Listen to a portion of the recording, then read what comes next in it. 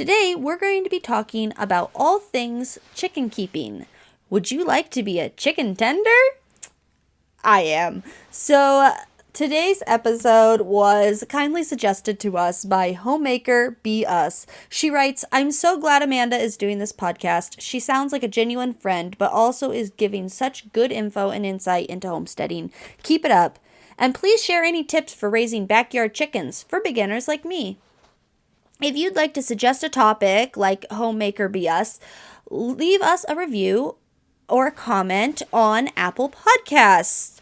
That's where I see your comments the best, and every so often I go through that and we get new topics, which is awesome. So let's dive into today's topic of Chicken Keeping 101.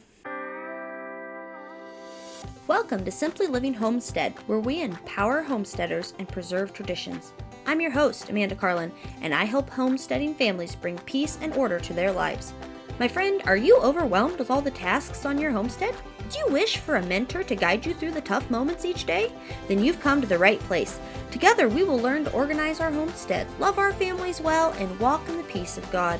If you're ready to get unstuck from the constant feeling of overwhelm, then join us each week as we explore practical advice, inspiring stories, and heartfelt encouragement to help you thrive. Let's grow a sustainable, meaningful life together, both in the home and on the homestead. It is spring of 2025. We are recording this at the very end of March, and keeping chickens seems to be on everyone's minds right now. The United States is seeing a rush on chicks this year. Hatcheries cannot keep them in stock. Breeders cannot keep them in stock. Everyone is scrambling for chicks this year. We have a lot of new chicken owners. I do believe that is in part to the egg shortage, the high egg prices, that it is suddenly on everyone's mind. And I honestly think that's a good thing. There's a lot of negative Nancys out there that are terrified that people are jumping into this for all the wrong reasons. But I really feel like let's just educate on it. So if you've been thinking about chickens for a while, or maybe the shortage has made you go, you know what, maybe I could keep chickens. Let's talk about what you need to get started, what you need to know about chickens, and what you need to know about how to properly care for them. Let's start off the episode by just simply kind of going over some facts about chickens that, if you've really never dealt with them, might be interesting or helpful to know. Chickens are social animals. Chickens are highly social and should be kept in groups, as they can become lonely and stressed if isolated. It's best to have 3 or 4 chickens to ensure they have companionship. Chickens need space. Chickens require enough space to roam and forage. A minimum of 2 to 3 square feet per chicken inside the coop and at least 8 to 10 square feet in the run is recommended for their comfort and health. Chickens can be messy. Chickens are notoriously messy. They scratch and dig around, which can make the coop and run dirty quickly. Regular cleaning is essential to prevent disease and keep them happy. Chickens lay eggs regularly.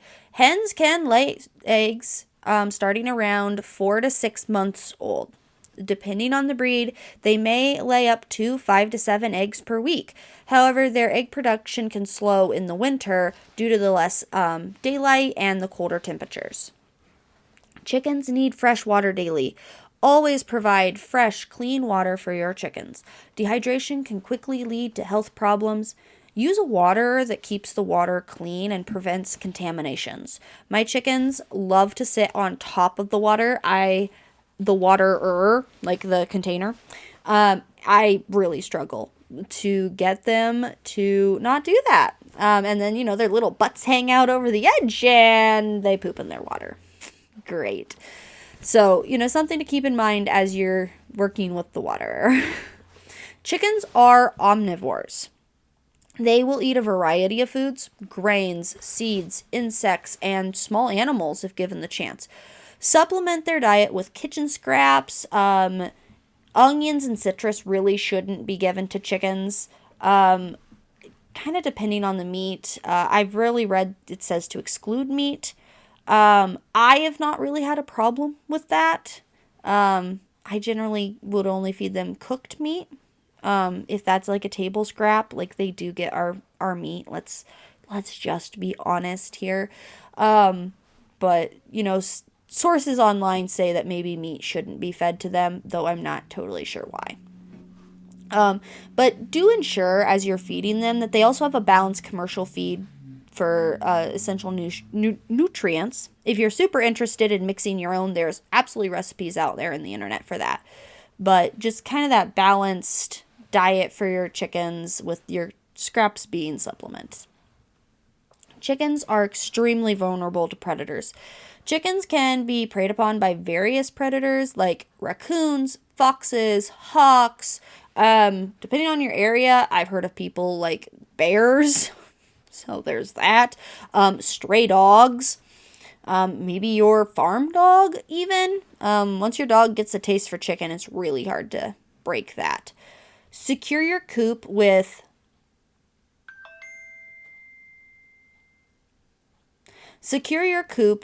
strong fencing and make sure the run is covered to protect your flocks from harm. Or take the risk and free range your chickens, but make sure that the coop that they get put in at night is incredibly secure. Most things except for hawks won't attack during the day. Dogs will, and hawks and like the flying birds of prey will attack during the day, but most everything else will attack in the evening or night hours. So when you've put them away for the night, having a secure coop is definitely your best line of defense. Chickens can be loud. Roosters can be especially noisy, really, especially in the early morning. Our roosters start going at it around 4:30 or 5, like a good 2 hours before sunlight. So check your local noise ordinances. If you're in town, a lot of towns will allow like 6 hens, but no roosters. And that's for sound and, noise piece. Hens are quieter, but they can cluck extremely loudly when they lay eggs. I will see if I can insert a clip of them voicing their opinion here.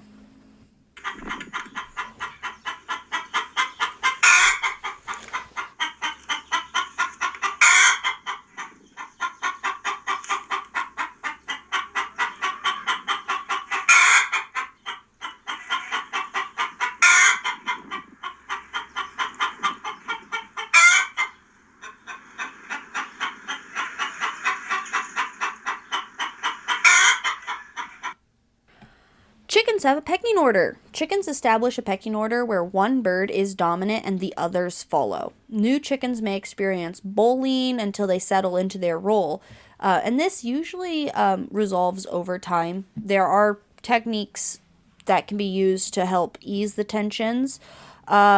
But if you have a chicken pass away, you call an animal, you bring new animals in, that pecking order is always going to fluctuate. And chickens that were closer to the bottom are going to try and get up a little higher on that rank so that they're not picked on as much. Depending on the size of your flock, you might notice a very bottom chicken, and there's things you can do for that too if you see it. But it is extremely natural for the chickens to have an order in which they conduct themselves. Last piece of fact for us today: chickens are low maintenance, but they do require attention. While chickens are relatively low maintenance, they still require daily care, including the feeding, checking their health, cleaning the coop, and collecting eggs. You'll need to make sure that they're safe, comfortable, and healthy. So chickens are not something that you can just set and forget. But, you don't have to be out there with them for hours a day. It usually takes us 15 minutes all said and done for our chicken chores. And we have 75 birds. So it's not something you have to spend a ton of time on. About once a week I go in and, work with their bedding for like 45 minutes maybe. So it's just something to keep in mind for time. Our next section on chickens is how do you get them? Let's start with your chicken. Let's start with your chickens.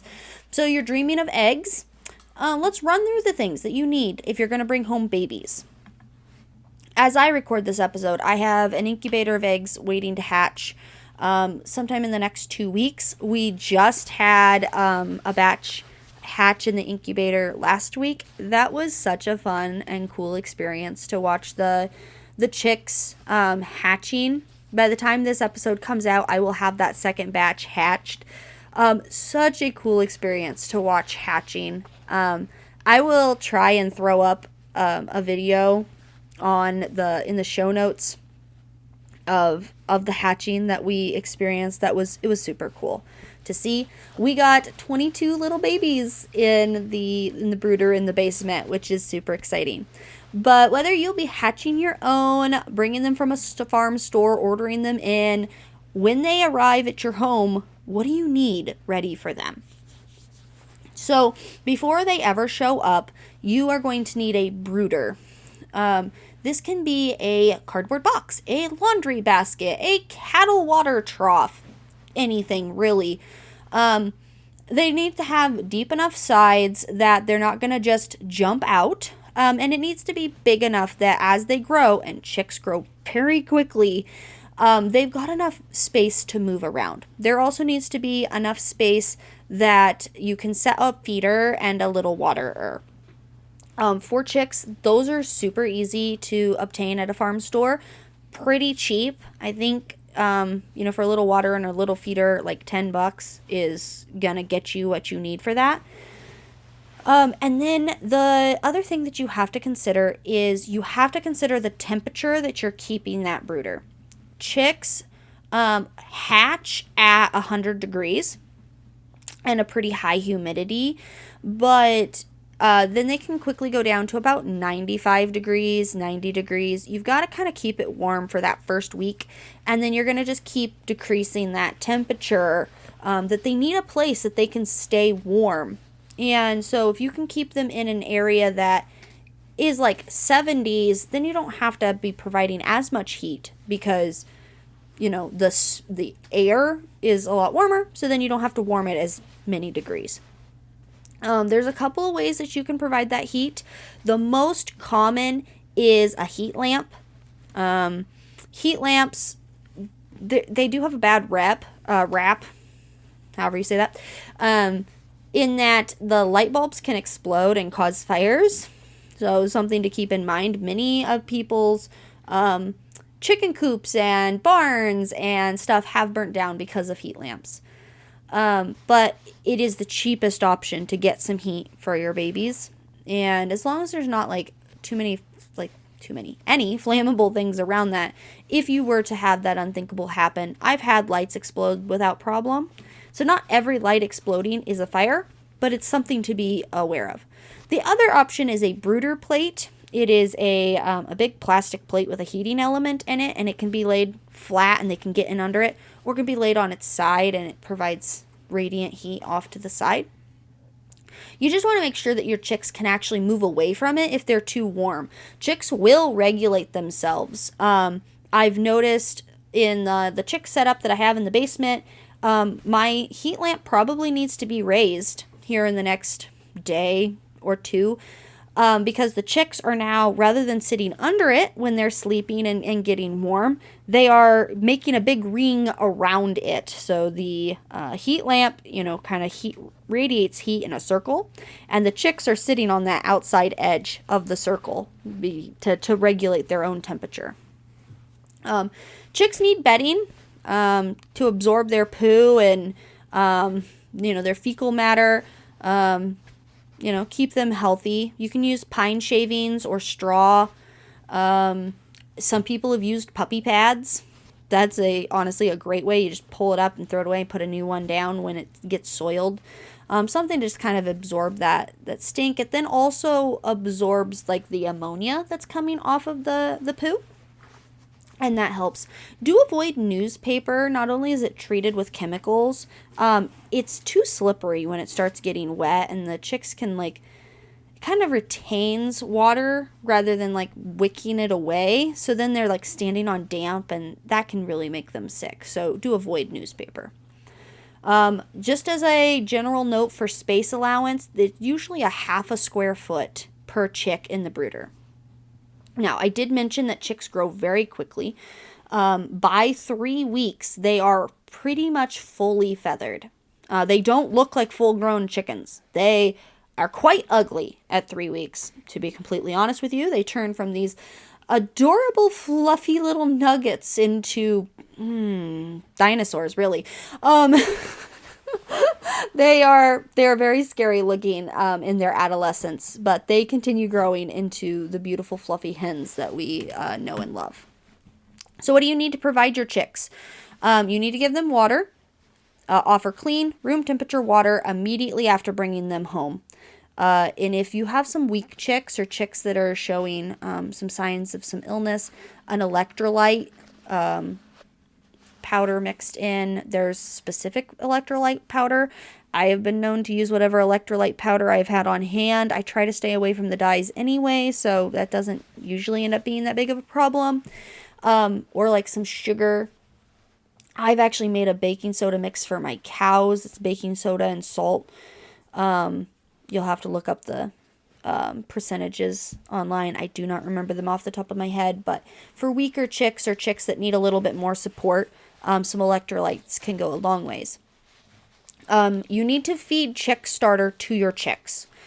I don't really care about the feed in that, like, does it need to be grower? Does it need to be layer? Does it need to be whatever? Feed specifically for my chicks after that adolescence period. But for the first 6 weeks, chick starter feed, 20 to 25% protein chick starter it's really important to give your chicks a good start there.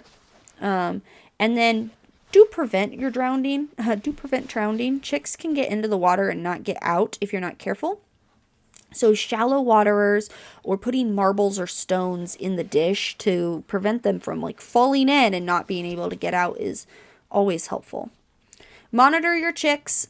Chicks should be active, eat, drink, and have bright eyes. You move your hand down there, you talk to them, and they're going to jump up. And especially little ones, they're going to like lay down and like stretch out, and they like look dead when they are sleeping. But all you have to do is like tap the side or say something. They'll all pop up and their eyes are bright and they're looking around like, what's going on? Hi. And they'll usually start talking to you. And so, just when you walk down and you interact with them, something to watch for. Cold chicks huddle under the heat source. So if you're not providing enough heat, they will set directly in the center of that heat lamp or whatever and just be in this tight ball. They're cold. Those chicks are cold. Hot chicks will spread out. They'll pant. Their like beaks will be hanging open. And they will go as far away from the heat. So your balance you actually want is kind of like I was describing, like they're around, not dead in the center, but they're kind of around.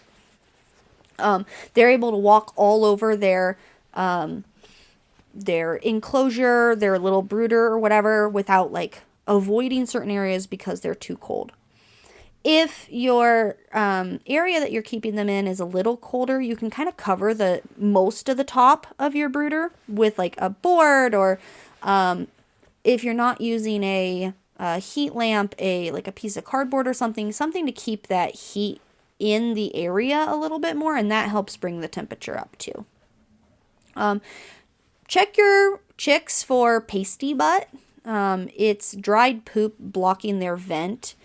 That can cause them to die because they can't get their poop out, and then it'll back up and they'll pass from that. So if you can regularly check them to make sure that nothing's blocking it, nothing's sticking, you can clean it with warm water and apply coconut oil to help prevent sticking there, and that should usually work out. Once they are 4 to 6 weeks and your temperatures are staying above 50 degrees at night, you can start outdoor introductions with your chicks. Otherwise, you're going to have to just get them a little bit bigger space. I'll insert some pictures of my setup in the basement, but I have like a little water pan for them when they're babies, and then as they're going to be a little bit bigger, I'll move them to the bigger one, and then once it gets warm enough outside, we'll move them out to their to their brooder. So I will insert some pictures if you want to see them in the show notes of my brooder setup. All right, so your chicks are ready to go out and be chickens. Woot woot! What do you need when they are ready to transition outside? So your chicken coop. A chicken coop and a run. Let's run through what those definitions, what those words even mean. A chicken coop is a safe, well-ventilated shelter to keep your chickens secure from predators with enough space for them to roost and lay eggs. Some quick facts about chicken coops. Allow at least 3 to 4 square feet per chicken inside the coop and 10 square feet per bird in the outside run. It's a good rule of thumb. Ventilation. Allow good airflow to reduce ammonia buildup and moisture. This is not a draft. A draft is like a hard pull through the building. Airflow, ventilation is like kind of up by the rafters, the edges of the building or whatever. There's like venting to let air move through the building so it's not stagnant. But pulling air through the building oftentimes isn't a great thing for your chickens, especially in the winter. But, you know, something to note.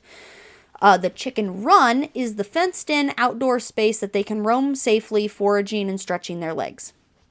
You can free range in your yard, but know that chickens don't understand boundaries and will go to your neighbors if you choose to do that. Also, if anybody has a dog that runs free, especially if you're out in the country, that's pretty normal. Dogs see chickens as tasty little chicken nuggets, and you do not want your babies to be eaten by the neighbor's dog, or yours for that matter.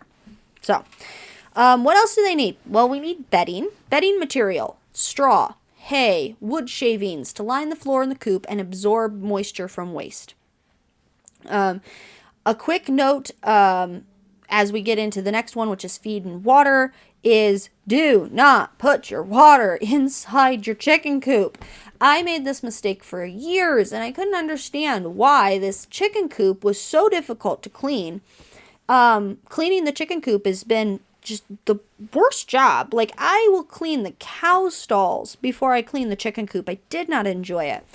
And something that I figured out this spring is that we had the water setting inside, and even chickens, I mentioned in last week's episode, if you got to listen to that one, that ducks are very messy. They're very water ambitious, but chickens will make a mess out of water too. And you know, it's just, don't put your water inside your chicken coop if you can absolutely help it. My plan is to work on some of our water systems this year, and then next winter, there's going to be some days that it's probably not great to have it outside. So I will then try something inside, but like, it's going to be a super temporary inside thing. Bedding, another note about bedding while we're on that topic is I really like the deep litter method where you spread the bedding of your choice. I use pine wood shavings, which I can get free from our local sawmill. But whatever works, you know, good for you. I sprayed like 3 to 4 inches on the ground for them. And then once a week or whatever, now that I don't have the water in there, I can go in there and like use a rake or like a garden rake or a shovel or an ice scraper or something to like kind of turn it up. And then I add some more on top. And I can do that for a couple of months. Let's see, I've got 75 birds in my chicken coop. I can do it for a couple of months. I've heard of some people being able to do that method all year, depending on how many birds they have.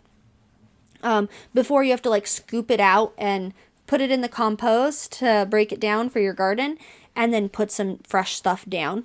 And in the winter, the really nice thing about the deep composting, the deep litter method, is it actually provides some warmth to the chickens in that building. So something to consider and look into as you're looking into your bedding for your chickens. Your chickens need feed and water. So chicken feed, a quality layer feed with appropriate proteins and nutrients for your chicken stage of life. There's starter, there's grower, and there's layer. Honestly, the stuff from the store, the commercial stuff, is fine. Your chickens will survive on that. If you're especially conscious about the organic, there's organic options. There is, sometimes you'll find in your area people who will mix their own and sell you some. As you start looking into that, that is a whole like cesspool of opinions. And that's really what they are, is their opinions. Is it okay to feed your chicken this? Is it okay to feed your chicken that? What about, oils and these things that maybe you're trying to avoid yourself? Can you feed them to your chickens? That's something you're going to have to decide and like choose on your own. I'm not sure I should comment any more about it. There's a lot of different options for chicken feed. I do just personally use an organic layer, like a commercial layer feed for them. And my chickens are happy, healthy, and everybody thinks the eggs taste amazing. So there's that. You do need water for your chickens. There are several different, options out there. Your local feed store has a few. Go ahead and ask them. Sometimes they have good opinions.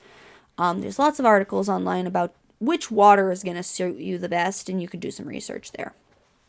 If you have hens, you need nesting boxes. For hens to lay eggs, typically 1 box for every 3 to 4 hens. Fill with bedding to make them comfortable. I love roll-out boxes. They have made my eggs so much cleaner. I don't even put bedding in mine anymore. The chickens go in and lay there. The couple that insist on having bedding lay underneath the boxes. Okay, whatever. However, the more chickens you get, and the more that you deal with chickens, the more you'll see people go, so you can have as many boxes as you want, and your chickens are still going to only lay in 1. Chickens really do have a favorite box, and they absolutely will line up and wait their turn to lay in their favorite box, even though there's 4 or 5 other boxes right there, identical. Nope, they have their favorite box. So just something to keep in mind. It's 1 box for every 3 to 4 hens. Like, honestly, sometimes it doesn't even matter. In your coop, you need roosting bars. Chickens like to sleep off the ground. They feel protected.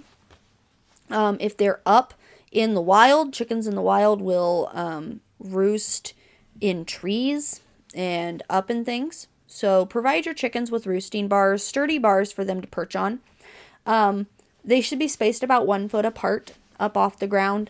I have some bars that are fairly close to the ground, and the chickens will not roost on those. They want to be up a bit. So if I was to redesign my coop, I would design it with that in mind, that they're not going to use the bars that are closest to the ground.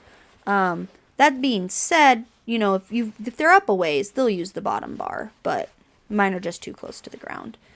Another thing to note for your bars is that chickens actually prefer their feet to be like spread out and flat. They're not like birds that grasp around the branch. They more prefer, they can curl their toes some, but they really prefer to have their feet flat. So round bars are not advisable. It's better to have like square ones. 2x4s where it's actually the 4-inch side up is awesome. Like, the chickens love that. They can really like nestle down on top of that, as opposed to having to hold on to something and be afraid they're falling off. So, let's see. Other things to note. Your feeder should hold enough water.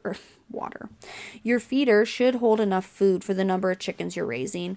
That way they always have access to the fresh food. Once you get online, you start looking. Some people put their feed out and just give a metered amount to their chickens. Other people make it free choice. It's totally up to you what you want to do. They're both valid. But feeders shouldn't hang very far off the ground if you choose to hang them. Chickens are peckers and scratchers. I feed mine directly on the ground. I do. I meter out a specific amount, and I feed it on the ground, and they go crazy over this, scratching in it and pecking at it. It's a good time for them. Okay, so what are some things that you can keep on hand for your chickens? A first aid kit, things like antiseptic, wound dressing, poultry dust. Honestly, I use just the same things that I would use on my family naturally. If a chicken gets injured, I'm probably reaching for the same things that I'm going to reach for if my son gets injured. You do need predator protection. As a reminder, you got to keep them safe from what's in your area. And everybody's going to do that a little bit differently. Some tools that you could have on hand: a shovel and a rake. Shovel for digging out your bedding, the manure, when you're done, ready to do that, however regularly you want to do that. A rake for churning it up and helping the composting inside the coop go. Some people like to give their chickens chicken grit. It helps with their digestion. Chickens oftentimes will even hold little tiny rocks or whatever in their craw, which is where chickens don't have teeth. So their craw is this little space in their neck where it's like teeth and it grinds up their food. Things like seeds and stuff, it helps when they're eating that. So some people give them chicken grit. My chickens find enough things to have in their craw anyway. I don't provide it. I don't think it's super necessary, but I think if you're in town or you're having a super enclosed space or something, that chicken grit would be a good thing to give to your chickens. The last thing to consider is lighting. If you're keeping your chickens in a colder climate, sort of like I am here in Iowa, providing a light can help regulate your chickens' laying patterns. Just make sure that it's safe and it doesn't overheat. Some people see really good success having their chickens be in the dark. Other people always keep a little light on. It kind of helps prevent the chickens from picking on each other overnight in the clear dark. Do what works for your flock. You might have to experiment a little bit with lighting to see what you like and what you don't like. But especially in the winter, if you're experiencing laying problems, adding light can really help them continue to at least lay some for you over the winter. All right. Really quickly, we're going to finish this episode off with talking about, if you already have chickens, how do you integrate your new babies in with your older chickens? So to prevent pecking order issues, it's advisable to do an integration rather than just tossing them in. So step 1 is the see but don't touch method. You're going to keep your young chicks in a separate fenced off area inside or next to the main coop for at least a week. This allows both groups to see and get used to each other without direct contact. Then you're going to let them free range together under supervision for short periods of time. You can be there to break up fights, watch for aggressive behavior and separate if necessary, and then try again later. After you've done that for, maybe another week, a couple of days, depending on how your flock is integrating, then you can introduce the young chickens at night when all the chickens are roosting. They're calmer at the dark. And then make sure that when you're feeding them, they've got enough space to maybe multiple feeding stations, or if you're feeding on the ground like I do, keep that feed spread out so they can kind of pick where they're at. And if they're next to someone that they're feeling uncomfortable by, they can move to a different space and they're not going to get shunned away from the food or the water to reduce that competition. And then go ahead and keep monitoring for a while. But don't interfere with the pecking unless it's serious injury, like you're seeing so many feathers being lost from your hens, or maybe their comb is showing damage or something. Then that would be cause to intervene or to do something different. They're not getting along very well. But the chickens, like I said at the beginning, do have a pecking order, and they're going to have to figure it out as you introduce new ones. They'll establish it, and then things will calm down. So for the first week or two, you'll see a little bit more noise or commotion happening as they're working through their issues. So That's a wrap on today's Chicken Keeping 101 episode. Whether you are a new chicken owner or thinking about adding a few to your homestead, I hope these tips help you get started on the right foot. Remember, keeping chickens is a rewarding experience that comes with its own set of challenges, but with the right setup and care, they'll thrive and you'll have eggs. If you have more questions or want to troubleshoot common flock issues, feel free to reach out. I'd love to hear your thoughts or any suggestions you might have for future episodes. As a reminder, you can leave me a review like Homemaker BS did today, and tell us what you'd like to see. The reviews really help us get the word out and really help us grow and keep providing this good quality content like you've had today. Until next time, enjoy your homesteading journey and those fresh eggs. We'll see you next week.